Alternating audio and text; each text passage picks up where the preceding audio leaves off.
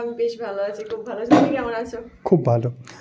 আজকে চলছে শ্যুট, তো কী ছিল তোমার লুকস একটু নতুন ড্রেসে দেখছি। আজকে আমার লুকসটার নাম হচ্ছে মোহের আঙ্গলাল, যেটা আমি খুব এনজয় করেছি শ্যুটটা, প্লাস এই লুকটা নিয়ে আমি খুবই স্যাটিসফাইড।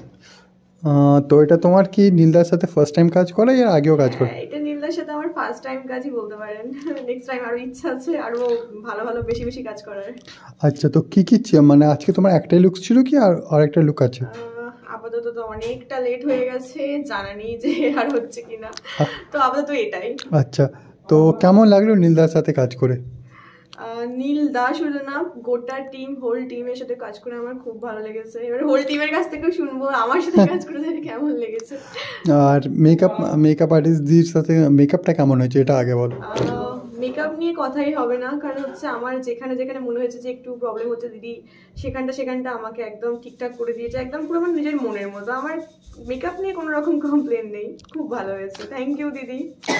আচ্ছা, আর সবাই কমপ্লেন, সব বললে কমপ্লেন নেই, আর কাজে কেমন কোনো কমপ্লেন আছে?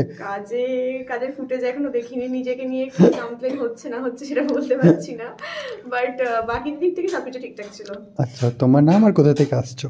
আমি সারা পারভিন, আমি আসছি টালিগঞ্জের মালঞ্চ থেকে। Thank you. Thank you. এই সময়টাই